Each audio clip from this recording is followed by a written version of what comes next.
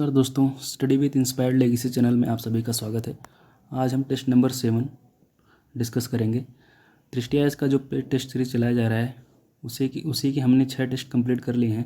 आप लोग जा करके टेस्ट नंबर 1 से लेकर के 6 तक का सारा जो भी डिस्कशन किया गया है और उसके टेस्ट सीरीज की जो भी PDF आपको प्रोवाइड कराए गए हैं, आप लोग जा करके एक बार चैनल पर जा करके चेकआउट कर लीजिएगा और वहाँ पर दिए गए लिंक के थ्रू आप जा करके टेलीग्राम चैनल से उनकी PDF को देख सकते हैं। ठीक है, तो आज हम टेस्ट नंबर 7 डिस्कस करेंगे। चलिए आज हम पहले नंबर के क्वेश्चंस को देखते हैं कि क्या है। क्वेश्चन नंबर 1 कहता है कि आपातकालीन प्रावधानों के संदर्भ में निम्नलिखित कथन पर विचार कीजिए और बताइए कि इनमें से कौन सा कथन सत्य है। ठीक है, हमें सत्य का चुनाव करना है और बताना है कि इनमें से कौन सा कथन सही है। ठीक है, तो पहला कथन कहता है कि अनुच्छेद 358 के तहत अनुच्छेद 19 द्वारा प्रदत्त मौलिक अधिकारों का स्वतः ही निलंबन नहीं होता है, जबकि अनुच्छेद 359 के तहत किसी भी मौलिक अधिकार का स्वतः निलंबन हो जाता है। जैसे कि आप सभी लोगों को पता है कि आर्टिकल 358 और 359 ये जो है हमारे संविधान में आपातकाल से संबंधित प्रावधानों को संदर्भित करता है। तो जो पहला कथन इसमें दिया गया है जो हमें पूछता है कि जो है 358 और 359 के बारे में, तो पहली बात तो आप लोग जान लीजिए कि जो 358 है आर्टिकल, ये अनुच्छेद 19 के तहत प्रदत्त मौलिक अधिकारों तक ही सीमित है, जबकि अनुच्छेद 359 उन सभी मौलिक अधिकारों तक विस्तारित है जिनका राष्ट्रपति के आदेश द्वारा निलंबन हो जाता है। ठीक है, तो अभी इतने से ही पहले कथन को हम अभी सत्य और असत्य नहीं पहुंच पाएंगे। ठीक है, तो इसलिए हम थोड़ा सा और जानने की कोशिश करते हैं कि अनुच्छेद 358 जो होता है उसके अंतर्गत जो आपातकाल घोषित किया जाता है, तो उसके तहत स्वतः ही आर्टिकल 19 के तहत जो भी मौलिक अधिकार दिए जाते हैं वे निलंबित हो जाते हैं, जबकि जो आर्टिकल 359 है वो जो है किसी भी मौलिक अधिकार को स्वतः निलंबित नहीं करता है, बल्कि यह राष्ट्रपति को निर्दिष्ट करता है कि मौलिक अधिकारों को निलंबित करने के संबंध में कौन कौन से जो है आर्टिकल दिए जाएंगे। ठीक है, तो वह आर्टिकल 59 के संबंध में ये बात है। तो जबकि यहाँ पर पहला वाला जो कथन दिया गया है ये बात एक दूसरे के अपोजिट हो जाती है, इसलिए पहला वाला कथन गलत हो जाता है। दूसरा कथन कहता है कि आर्टिकल 358 केवल आंतरिक आपात की स्थिति में लागू होता है, जबकि आर्टिकल 359 केवल एक बाह्य आपात की स्थिति में लागू होता है। तो दूसरा वाला कथन भी गलत है। देखिए, गलत इसलिए है क्योंकि अनुच्छेद 358 केवल बाह्य आपातकाल, जब युद्ध या बाह्य आक्रमण के आधार पर आपातकाल घोषित किया जाता है तो उसके मामले में लागू होता है, न कि आंतरिक आपातकाल के मामले में। ठीक है, आंतरिक आपातकाल क्या होता है? आंतरिक आपातकाल में जो है सशस्त्र विद्रोह के आधार पर जो आपातकाल घोषित किया जाता है, जो इमरजेंसी लगाई जाती है, वो जो है आंतरिक आपातकाल के अंतर्गत शामिल किया जाता है। और दूसरी ओर जो क्या है, आर्टिकल 359 जो है बाह्य आपातकाल के साथ साथ आंतरिक आपातकाल के मामले में लागू होता है। ठीक है, तो पहला वाला तो इसलिए गलत हो, दूसरा वाला भी गलत इसीलिए हो जाता है क्योंकि ये केवल आंतरिक आपातकाल की स्थिति की बात करता है, जबकि ये जो है बाह्य आपातकाल के संबंध में 359 प्रावधान करता है। और 359 जो है ये आंतरिक और बाह्य दोनों के बारे में जो है प्रावधान करता है। तो दूसरा कथन भी गलत हो जाता है, तो हमारा ऑप्शन डी इसका जो है राइट आंसर हो जाता है। ठीक है, चलिए आगे बढ़ते हैं। क्वेश्चन नंबर 2 ये चक्रवात के संदर्भ में बात करता है और पूछता है कि इनमें से कौन सा कथन सही नहीं है। यहाँ पे ध्यान दीजिएगा, सही नहीं पूछ रहा है। पहला कथन है चक्रवात का तात्पर्य उच्च दबाव वाले क्षेत्र की ओर से जो है तीव्र वायु परिसंचरण का होना है। देखिए, पहला कथन यहीं पे गलत हो जाता है क्योंकि चक्रवात वाला जो संदर्भ है, चक्रवात के संबंध में क्या कहा जाता है कि जो लो प्रेशर होता है, लो प्रेशर जो है चक्रवात का केंद्र होता है। ठीक है, और उसके चारों ओर जो है हवाएं जो है घूमती रहती हैं। तो ये हाई प्रेशर से लो प्रेशर की तरफ हवाएं जो है एक दूसरे की तरफ जो है ऐसे मूवमेंट करती रहती हैं। और जबकि दूसरा वाला कथन दिया गया है इसलिए देखिए गलत हो गया क्योंकि ये जो है उच्च दबाव की बात कर रहा है, जबकि ये हाई प्रेशर से लो प्रेशर की तरफ, यानी केंद्र इसका जो है लो प्रेशर होता है। ठीक है, और ये जो दूसरा वाला कथन है कहता है कि प्रति चक्रवात की स्थिति में वायु दक्षिणी गोलार्ध में उच्च दाब केंद्र के चारों ओर दक्षिणावर्त घूमती है। और यहीं पर ये दूसरी वाली बात भी गलत हो जाती है क्योंकि प्रति चक्रवात में जो है वायु उत्तरी गोलार्ध में उच्च दाब के केंद्र के चारों ओर दक्षिणावर्त घूमती है। ठीक है, जबकि यहाँ पे लिखा गया है कि दक्षिणी गोलार्ध में, यहाँ पे उत्तरी गोलार्ध होता तो ये कथन सत्य हो जाता है, लेकिन ये गलत लिखा गया, यहाँ पे दक्षिणी गोलार्ध लिखा गया है, इसलिए दूसरा कथन भी गलत हो जाता है। तीसरा है उष्णकटिबंधीय चक्रवात उष्णकटिबंधीय महासागरों के ऊपर उत्पन्न और विकसित होते हैं।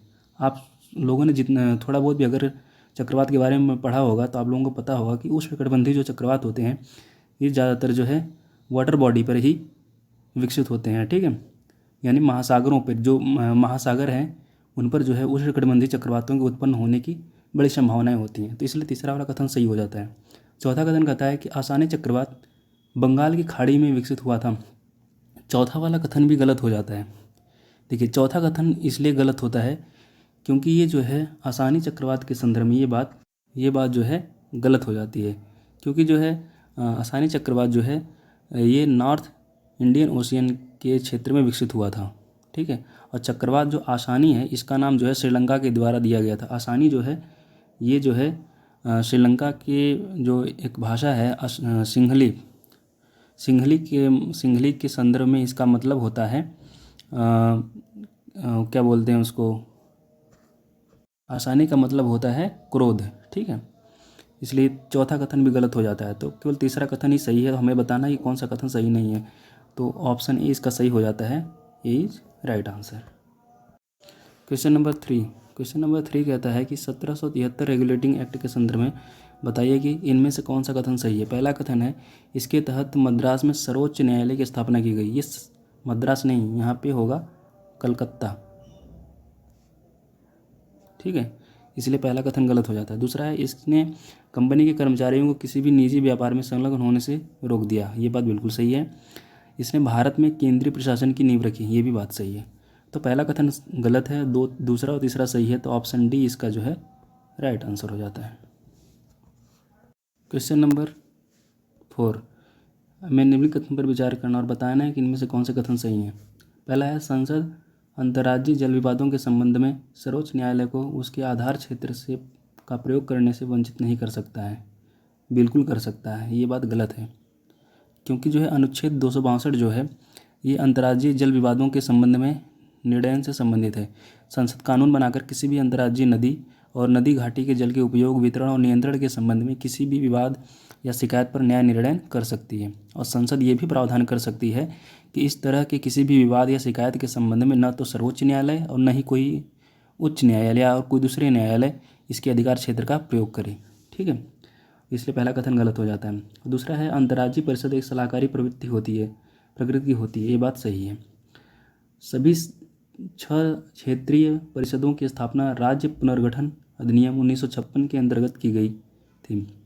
ये बात गलत है क्योंकि जो 5 अंतर्राज्यीय परिषदें हैं जो आर्टिकल 263 के संदर्भ में बातें बताई गई हैं उसमें केंद्र राज्यों के संबंध में और राज्यों के संबंध में जो है अंतर्राज्यीय परिषद के गठन की व्यवस्था करता है। अंतर्राज्यीय विवादों पर जांच करने और सलाह देने के संबंध में परिषद का कार्य सर्वोच्च न्यायालय के अनुच्छेद 131 के तहत सरकारों के बीच कानूनी विवाद का फैसला करने का अधिकार क्षेत्र उसका पूरक है, ठीक है। और जो क्षेत्रीय परिषदें हैं ये जो है संवैधानिक नहीं है, ठीक है, ये वैधानिक हैं।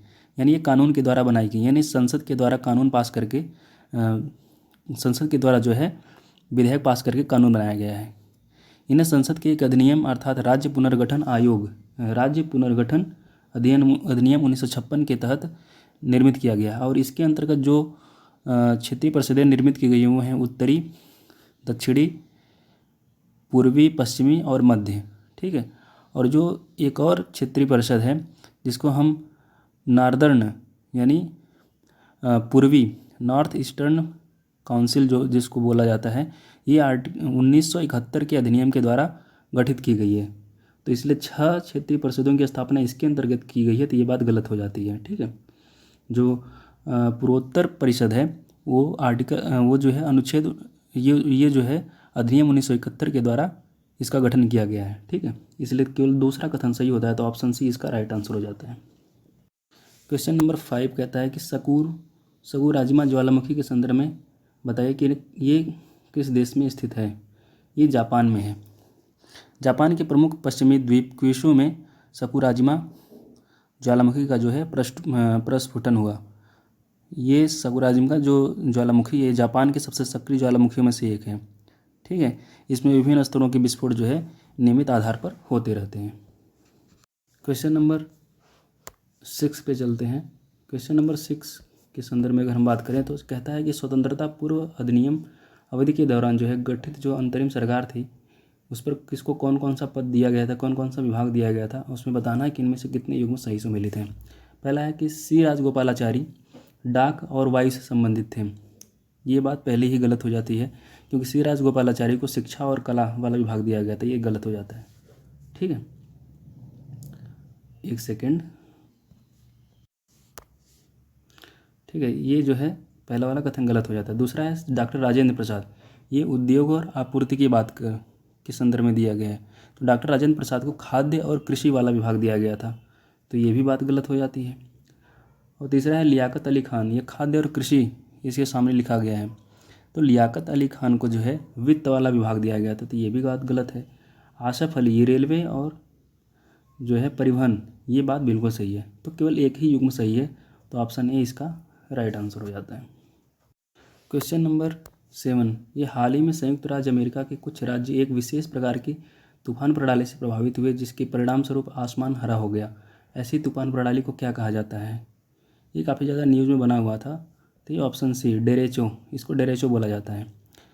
डेरेचो जो है एक व्यापक और लंबी अवधि का सीधी रेखा वाला तूफान है जो तेज़ बरसात और गरज के साथ जो है आता है। ये जो डेरेचो है ये स्पेनिश शब्द है, यानी ला डेरेचा। ये ला डेरेचा जो है इसका अर्थ होता है सीधा। सीधी रेखा के तूफान भी होते हैं जिनमें गरज के साथ तूफान के विपरीत कोई घूर्णन नहीं होता है। ठीक है, यह गर्म मौसम की घटना है जो आमतौर पर जून और जुलाई में होती है। बवंडर या तूफान जैसी अन्य तूफान प्रणालियों की तुलना में यह एक दुर्लभ घटना होती है। ठीक है, डेरेचो जो है ये आसमान ग्रीन होने का सबसे पीछे इसका रीज़न ये है कि जब ये तूफान आता है तो उस समय जो प्रकाश होते हैं उनके द्वारा धारण किए जाने वाले जो जल की मात्रा होती है उनसे अंतःक्रिया होता है, और अंतःक्रिया होने के दौरान जो है जो बारिश की बड़ी बूंदें होती है वो नीले रंग की तरंगदैर्घ्य को छोड़कर अन्य सभी तरंगों को जो है बिखेर देती हैं, जिसके कारण मुख्य रूप से जो नीली रोशनी होती है वो तूफानी बादल के नीचे प्रवेश करती है। ठीक है, ये नीला प्रकाश जो है दोपहर या शाम के समय सूरज के लाल पीले रंग के साथ मिलकर हरे रंग का हो जाता है, तो इसलिए ऑप्शन सी इसका राइट आंसर होता है। क्वेश्चन नंबर 8 कहता है कि निम्नलिखित पर विचार कीजिए और बताएं कि इनमें से कौन सा कथन सही है। पहला है 25वें संविधान संशोधन अधिनियम 1971 द्वारा संविधान संशोधन विधेयक पर राष्ट्रपति की सहमति देना अनिवार्य कर दिया गया। ये 25वें संविधान संशोधन न होकर के ये होगा 24वें। ठीक है, तो ये वाला पहला वाला कथन तो गलत हो जाता है। और दूसरा है संविधान संशोधन विधेयक या तो एक मंत्री या एक निजी सदस्य द्वारा जारी लाया जा सकता है और इसके लिए राष्ट्रपति की पूर्व अनुमति की आवश्यकता नहीं होती। ये बात बिल्कुल सही है, तो ऑप्शन बी इसका राइट आंसर हो जाता है। क्वेश्चन नंबर 9, निम्नलिखित में से किस चार्टर अधिनियम ने सिविल सेवकों के चयन और भर्ती के लिए खुली प्रतिस्पर्धा प्रणाली की शुरुआत की थी? यह 1853 का जो चार्टर अधिनियम था वो जो है सिविल सेवकों के चयन और भर्ती के लिए खुली प्रतिस्पर्धा का प्रावधान किया था, इसलिए इसका ऑप्शन सी इसका जो है राइट आंसर हो जाता है।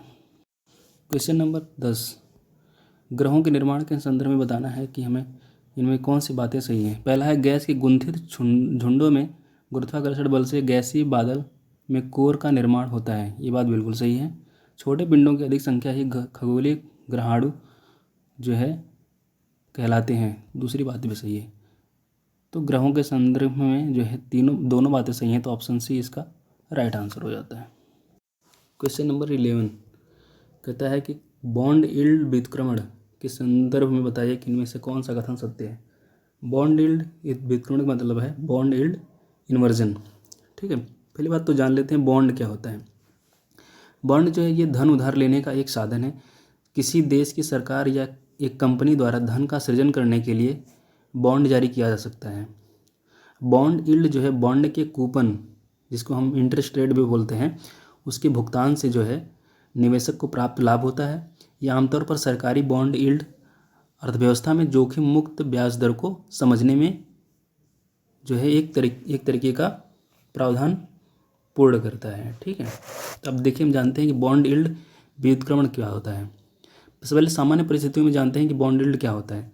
सामान्य परिस्थितियों में क्या होता है कि किसी भी अर्थव्यवस्था में ऊपर की ओर झुकी हुई यील्ड कर्व होती है। जैसे ही कोई लंबी अवधि के लिए उधार देता है या लंबी अवधि के बॉन्ड खरीदता है तो उसे अधिक जो है प्रॉफिट मिलता है। यदि कोई लंबी अवधि के लिए पैसे की साझेदारी कर रहा है तो रिटर्न अधिक मिलेगा। जब निवेशक अर्थव्यवस्था के बारे में आश्वस्त महसूस करते हैं तो क्या होता है कि लंबी अवधि के जो बॉन्ड होते हैं उनसे पैसा निकालते हैं और उसे शेयर बाजारों जैसे अल्पकालिक जोखिम वाली परिसंपत्तियों में निवेश कर देते हैं।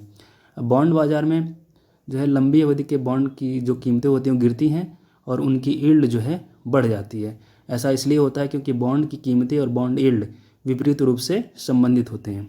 ठीक है, यानी अगर बॉन्ड की कीमतें बढ़ रही हैं तो बॉन्ड यील्ड जो है कम प्राप्त होगा, अगर जो है बॉन्ड की कीमतें घट रही हैं तो बॉन्ड यील्ड अधिक प्राप्त होगा। ठीक है, बॉन्ड यील्ड इन्वर्जन इसी का उल्टा हो जाता है।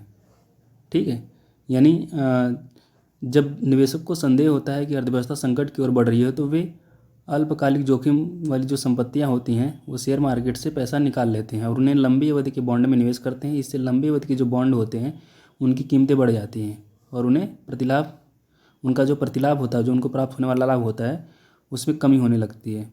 इसे ही बॉन्ड यील्ड व्युत्क्रमण यानी बॉन्ड यील्ड इन्वर्जन भी बोला जाता है। ये छोटी अवधि के सरकारी बॉन्ड में लंबी अवधि के बॉन्ड की तुलना में अधिक जो है प्रतिफल देता है, तो इसे यील्ड कर्व व्युत्क्रमण के रूप में हम जानते हैं। तो सी वाला ही ऑप्शन ही है जो इस बारे में सही जो है बताता है बॉन्ड यील्ड इन्वर्जन क्या होता है। ठीक है, तो ऑप्शन सी इसका राइट आंसर हो जाता है। क्वेश्चन नंबर 12, हमें जो है कुछ केसेस दिए गए और इसके संबंध में जो व्याख्याएं दी गई हैं उनके सामने लिखा गया और बताया कि इनमें से कितने युग्म सही सुमेलित हैं। पहला है केशवानंद भारती मामला, ये सॉवरेनिटी यानी समरूपता के बारे में बात करता है, ये बात सही है।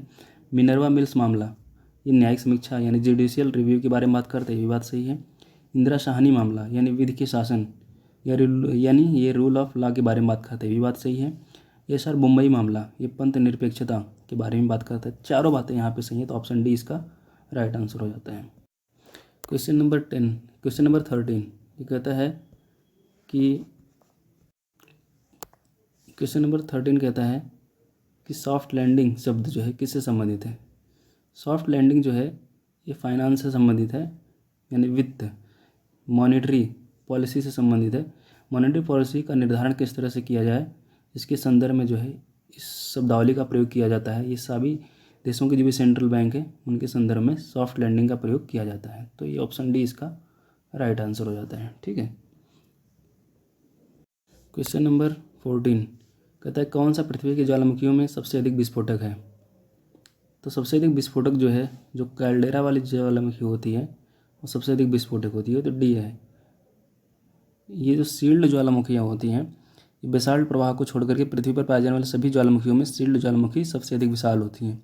ये हवाई आइलैंड वाला जो रीजन है इसके प्रमुख उदाहरण के रूप में इनको आप कंसीडर कर सकते हैं। ठीक है, और जो मिश्रित ज्वालामुखियाँ होती हैं, मिश्रित ज्वालामुखी में बेसाल्ट की अपेक्षा अधिक ठंडे और उनकी विस्कोसिटी जो है लावा की काफ़ी ज़्यादा होती है। ठीक है, और लावा के साथ भारी मात्रा में जो है पायरोक्लास्टिक पदार्थ जो है राख भी उसके साथ साथ धरातल पर पहुंचती रहती है और पदार्थ निकास नली के आसपास परतों के रूप में जमा हो जाते हैं, जिनसे जमाव मिश्रित ज्वालामुखी के रूप में दिखाई देते हैं। अब बेसाल्ट प्रवाह वाला जो क्षेत्र का होता है उसमें ज्वालामुखी अत्यधिक तरल लावा का उद्गार होता है और बहुत दूर तक बहता है, यानी उसकी विस्कोसिटी जो है बहुत कम होती है। संसार के कुछ भाग जो है हज़ारों वर्ग किलोमीटर लावा प्रवाह से ढके हुए, जैसे भारत का जो डेक्कन ट्रैप है और वर्तमान में महाराष्ट्र पठार का जो भाग है, ये सब जो है बेसाल्ट लावा के ही रीजन है। ठीक है, चलिए आगे बढ़ते हैं। क्वेश्चन नंबर 15 के बारे में हमें बताना है कि इनमें से कौन सा कथन सही है। ठीक है, पहला है ब्रिटिश संविधान कठोर संविधान का उदाहरण है, ये बात गलत है। ब्रिटिश संविधान जो है एक लचीले संविधान का जो है उदाहरण है। ठीक है, और इसे जो है आसानी से संशोधित किया जा सकता है और नए कानून बनाए जा सकते हैं। और दूसरा है, यानी इसलिए पहला वाला कथन गलत हो जाता है।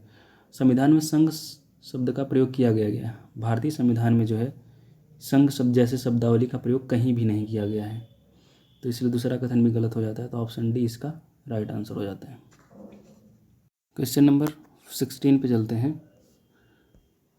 क्वेश्चन नंबर 16 क्या कहता है। पहला है 16 में कहता है वित्त आयोग के संदर्भ में हमें बताना है कि इनमें से कौन सा कथन सही है। पहला है इसके अध्यक्ष और सदस्यों की योग्यता का निर्धारण राष्ट्रपति द्वारा किया जाता है।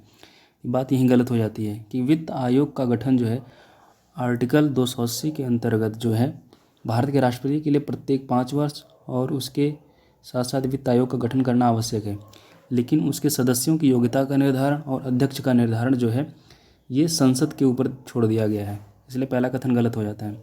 और दूसरा है वित्त आयोग की सिफारिशें बाध्यकारी प्रकृति की होती हैं, बिल्कुल नहीं होती हैं। वित्त आयोग की सिफारिशें जो है ये सलाहकारी प्रवृत्ति की होती हैं, इसलिए दूसरा कथन भी गलत होता है। तीसरा, ये पंचायतों को वित्तीय सहायता देने की सिफारिश नहीं कर सकता है, बिल्कुल कर सकता है।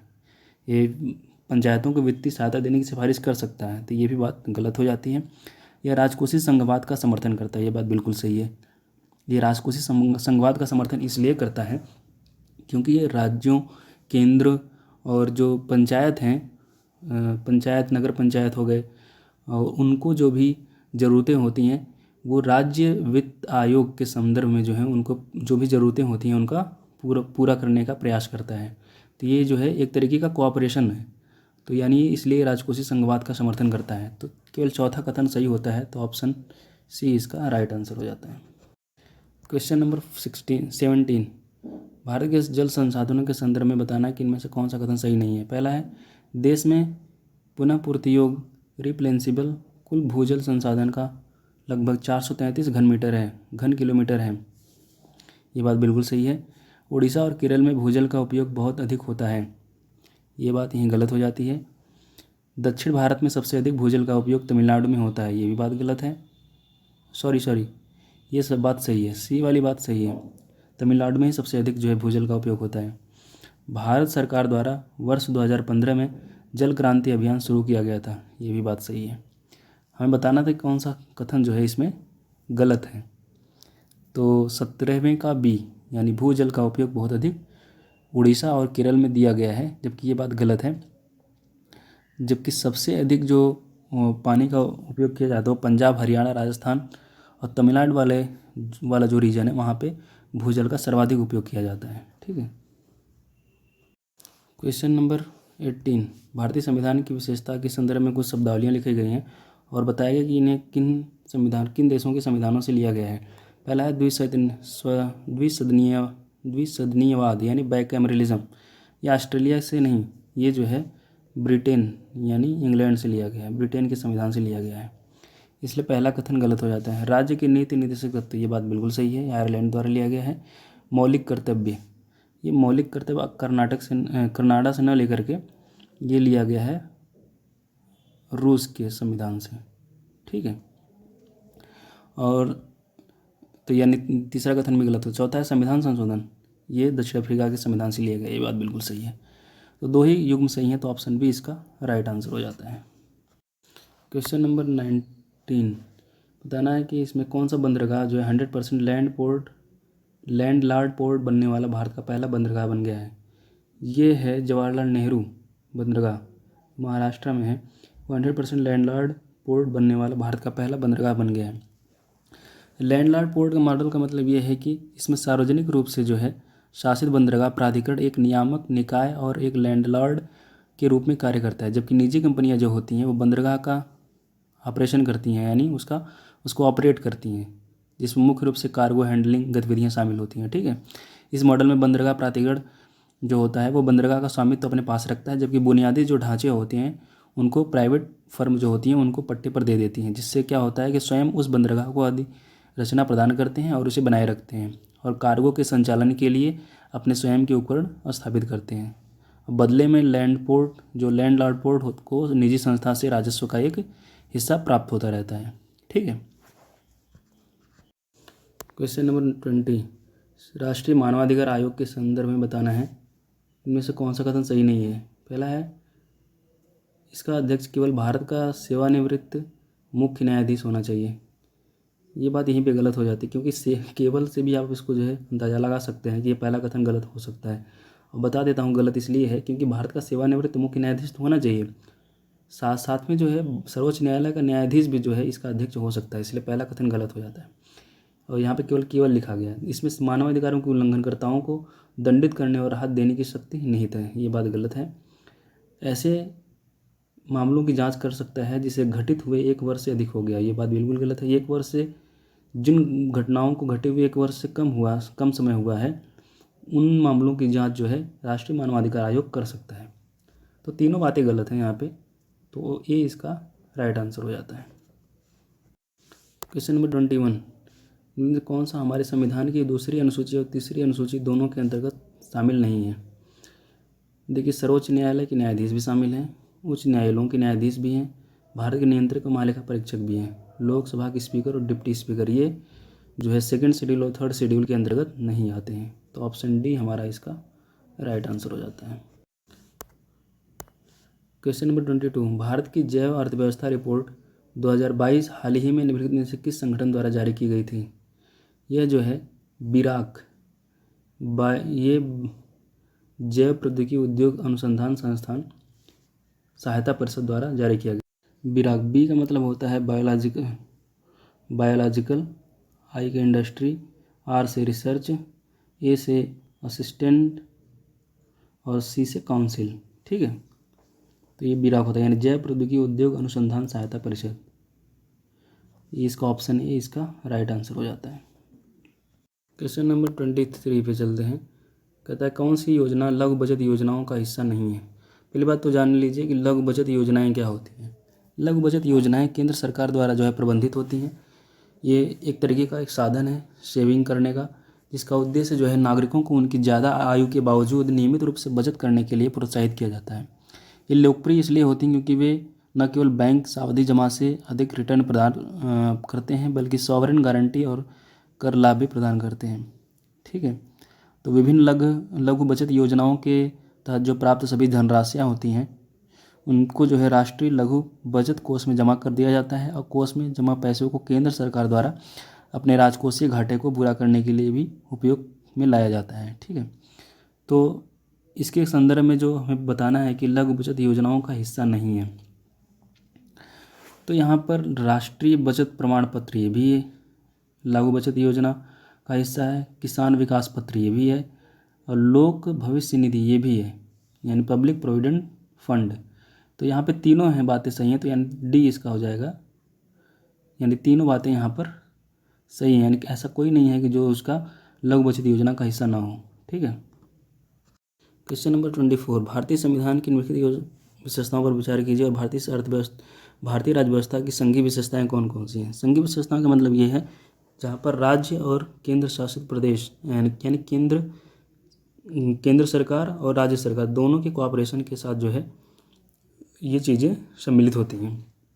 तो एकल नागरिकता, ये तो बिल्कुल बात नहीं है, ये जो है केंद्र सरकार के अंतर्गत है। और संविधान की सर्वोच्चता, ये बात सही है, ये जो है कॉपरेशन में ही चलता है। संविधान की कठोरता, ये भी है। स्वतंत्र न्यायपालिका, ये भी है। एक सदनी विधायिका, ये जो है केंद्र के पक्ष में जाता है। तो दूसरा तीसरा चौथा ही जो है वो भारतीय राज्य व्यवस्था की संघीय विशेषताओं को बताता है। ठीक है, इसका ऑप्शन सी जो है राइट आंसर हो जाता है। क्वेश्चन नंबर 25, भारतीय वित्तीय सेवा संस्थान bureau, financial services institution bureau का स्थान किसने लिया है? ये बैंक बोर्ड ब्यूरो, इसका गठन जो है 2015 में किया गया था। अब इसी का नाम बदल करके जो है बैंक बोर्ड ब्यूरो का नाम बदल करके फाइनेंशियल सर्विसेज इंस्टीट्यूशनल ब्यूरो कर दिया गया है। ठीक है, चलिए, तो आज इसका ऑप्शन ए इसका राइट आंसर हो जाएगा। चलिए, आज जो है टेस्ट नंबर 7 का आज हमने 25 क्वेश्चन कंप्लीट कर लिया है। अगले वीडियो में हम अगले 25 क्वेश्चन यानी 50 तक कंप्लीट करने का पूरा कोशिश करेंगे। तो आप लोग बाकी सारे जितने भी टेस्ट भी आपको चैनल पर प्रोवाइड करा दिए गए हैं उनको आप लोग जो है रिवाइज़ करते रहिएगा, काफ़ी ज़्यादा बेनिफिशियल होगा आप लोगों के लिए। ठीक है, मैं चैनल का लिंक ये जो टेलीग्राम का लिंक है उसको चैनल के वीडियो के लिंक में जो है प्रोवाइड करा दूंगा। आप लोग ले जाकर वहाँ से जा कर के टेलीग्राम चैनल से जुड़ करके जितने भी PDF हैं उनको आप लोग एक बार देख करके गो थ्रू हो लीजिएगा। ठीक है, चलिए आज के लिए इतना ही, धन्यवाद।